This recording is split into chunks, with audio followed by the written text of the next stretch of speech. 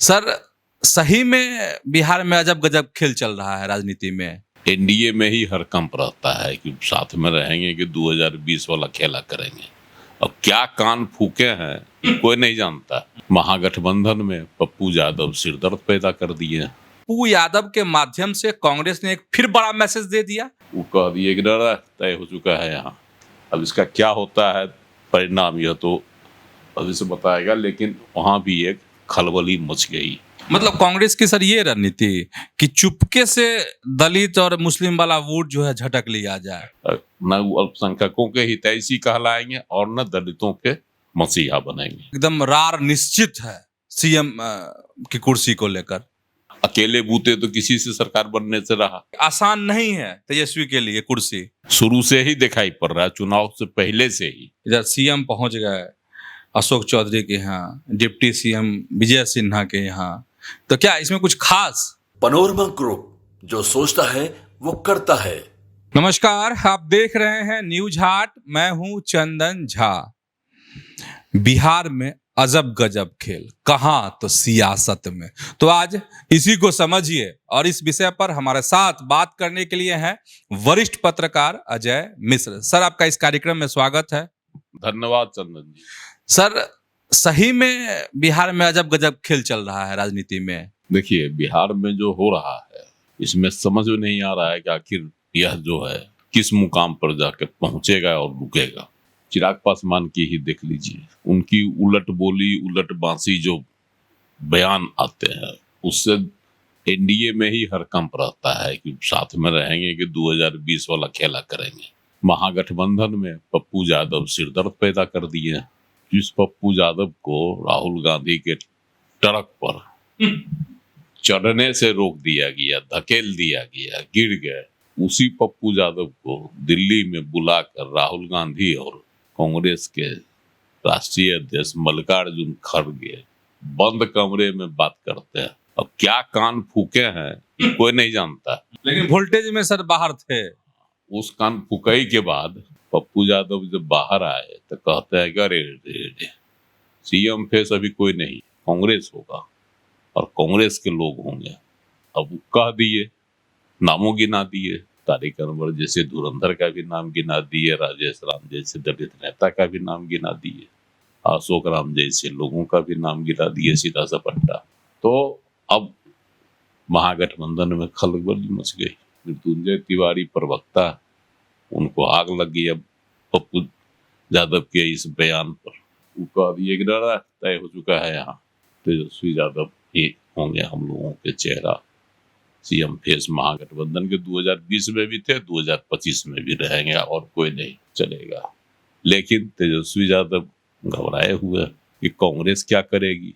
कहीं कांग्रेस अकेले तो नहीं अपने दम पर मैदान में उतर जाएगी, या फिर अधिक सीट के लिए दबाव बनाएगी, या फिर उस समय कहीं कुछ खेला कर दे कांग्रेस सीएम के चेहरे को लेकर, अनुभव का तकाजा दे दे।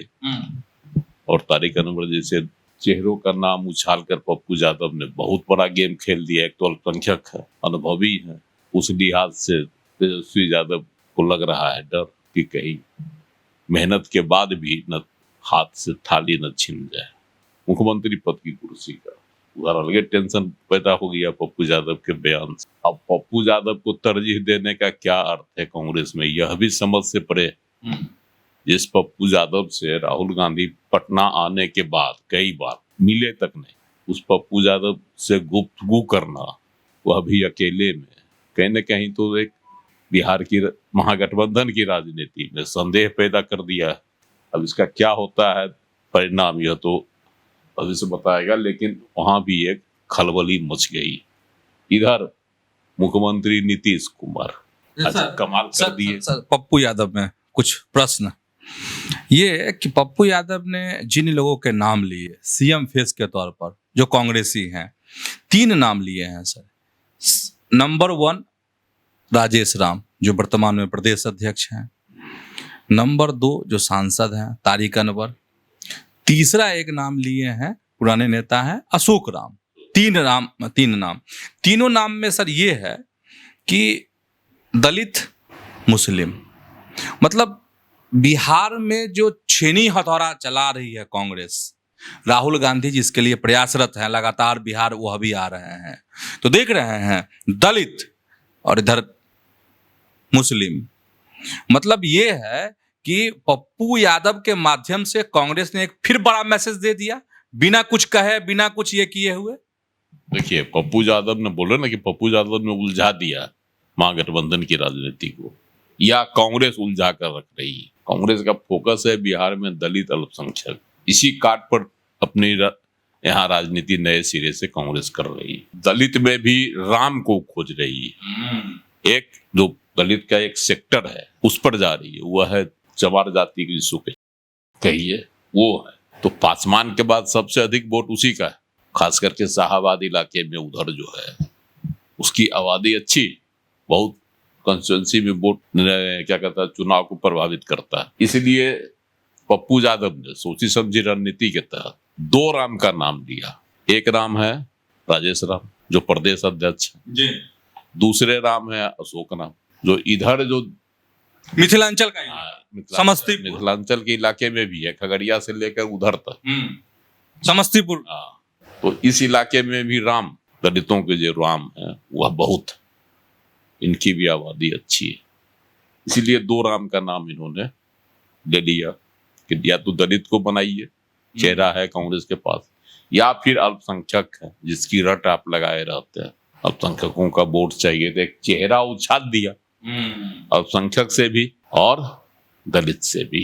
अब पसोपेश में फंसेंगे तेजस्वी यादव, न अल्पसंख्यकों के हितैषी कहलाएंगे और न दलितों के मसीहा बनेंगे। यह सवाल तो पप्पू यादव ने उनके सामने छेड़ दिया। मतलब कांग्रेस की सर ये रणनीति कि चुपके से दलित और मुस्लिम वाला वोट जो है झटक लिया जाए, मतलब साथ भी रहे हैं और इनकी खाई भी खोदें तेजस्वी की।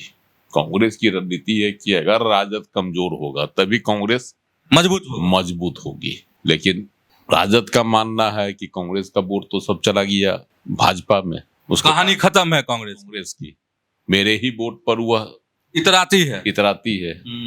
इसलिए वह नकेल कसने की कोशिश में रहते हैं, खास करके लालू प्रसाद। लेकिन पप्पू यादव को जिस तरह से बरबोला सांसद को कांग्रेस ने इस बार दाना डाला है, वह लालू यादव के लिए ज्यादा वो वोट में सिरदर्द पैदा करेगा। जो है एक सोची समझी रणनीति के तहत लालू और तेजस्वी पर दबाव बनाने के लिए राहुल गांधी और मल्लिकार्जुन खड़गे ने पप्पू यादव को तरजीह दिया।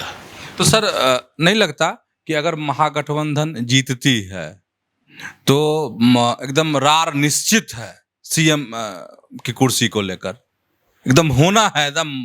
हाँ, ये तो तय है कि सरकार तभी बनेगी जब महागठबंधन के सभी दल तैयार होंगे। अकेले तो किसी के दम में नहीं है, चाहे वह एनडीए की कोई पार्टी हो या महागठबंधन का कोई दल हो। अकेले बूते तो किसी से सरकार बनने से रहा, महागठबंधन के ऊपर निर्भर रहना होगा और महागठबंधन में जो दल दूसरे नंबर पर होगा वह खेला करेगा, चाहे एनडीए में हो या महागठबंधन में हो। मतलब सर जीत के बाद, महागठबंधन की जीत हो जाती है अगर चुनाव में, इसके बाद भी आसान नहीं है तेजस्वी के लिए कुर्सी जिस अरंगा कांग्रेस लगाएगी। जिस तरह से कांग्रेस का तेवर शुरू से ही दिखाई पड़ रहा है, चुनाव से पहले से ही, उससे लग रहा है कि कांग्रेस कोई न कोई जो है प्रेशर की राजनीति करेगी उसके बाद भी। अच्छा सर, पप्पू यादव तो गिर गए थे तो अपना कांग्रेस उठा ली, बंद कमरे में बातचीत गुपचुप, लेकिन कन्हैया को नहीं बुलाए ये लोग। तो इसमें पप्पू यादव, कन्हैया का भी तो यही हाल हुआ था, मंच पर नहीं चढ़ने दिया, मुंह देखते रह गए कन्हैया को किनारे करने का बहुत बड़ा कारण है। राहुल गांधी भी चाहते होंगे कि बिहार में कन्हैया किनारे रह सके। यहाँ भूमिहारों का वोट, कांग्रेस को यह लग रहा है कि भूमिहारों का वोट मेरे साथ कैश नहीं हो पाएगा। अच्छा, वह बीजेपी का साथ है और बीजेपी के साथ ही अधिकांश वोट ऐसे भी रहता है। इस बार भी जो अभी तक जो सीन बना है, पिछले लोकसभा चुनाव, विधानसभा चुनाव में एक सीट दी थी राजद ने भूमिहारों, हालांकि वो जीत गए थे। तो इससे है कि अगर राजद भूमिहार की उपेक्षा करता है और तरजीह सबर में भी नहीं देता राजद भूमिहारों को, तो बहुत सारे फैक्टर हैं जिससे कांग्रेस भी अपने आप को दूर रखना चाहती है बिहार महागठबंधन के ख्याल से। इसलिए तीसरी बात है कि कन्हैया कुमार के मामले पर कहीं से भी लालू प्रसाद और तेजस्वी यादव समझौता करने के लिए तैयार नहीं। हाँ, और तीसरे उनके कन्हैया कुमार के दुश्मन हो गया अखिलेश प्रसाद सिंह, पूर्व कांग्रेस के जो प्रदेश अध्यक्ष रहे हैं, वह भी उनके सियासी दुश्मन। तो उस परिस्थिति में कांग्रेस के लिए कन्हैया की फिलहाल उपेक्षा ही फायदेमंद बुझा रही। अच्छा सर, एक और अजब गजब सियासी खेल में इधर सीएम पहुंच गए अशोक चौधरी के यहाँ, डिप्टी सीएम विजय सिन्हा के यहाँ, तो क्या इसमें कुछ खास? देखिए, आज पूजा का अवसर था, अशोक चौधरी के यहाँ भी पूजा था, उन हरिदर्शन क्या पूजा था, भव्य पूजा का आयोजन वहाँ भी हुआ था, उनके घर पर भी। तो मुख्यमंत्री चले गए, आजकल भक्ति में भी रमे हुए, पूजा पाठ किए खूब वहाँ एकदम, है ना, अशोक चौधरी के यहाँ।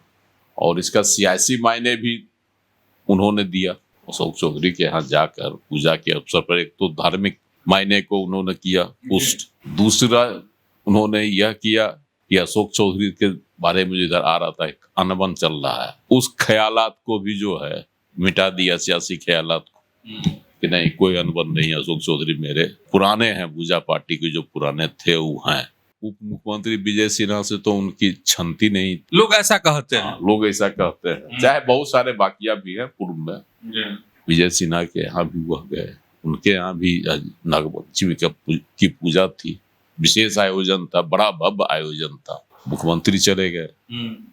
इसका मतलब है जब प्रधानमंत्री चले गए तो मुख्यमंत्री भी देखे कि भाई विजय कुमार सिन्हा की इतनी वजन है, भारी वजन, कि प्रधानमंत्री नरेंद्र मोदी भी उनके आवास पर चले जाते हैं, भले जो अवसर हो। तो आमंत्रण मिला है तो मुझे भी जाना चाहिए, आजकल भक्ति भाव में लीन रहते हैं। मुख्यमंत्री चले गए, पूजा पाठ में अपना भाग लिए। अब इसका सियासी मायने निकाला जा रहा है कि उधर अशोक चौधरी को तरजीह दिया गया और इधर विजय सिन्हा को, जबकि कहा जाता है सियासत में कि उप मुख्यमंत्री जो है उसमें सम्राट चौधरी ही ज्यादा वजनदार है नीतीश कुमार की नजर में जी।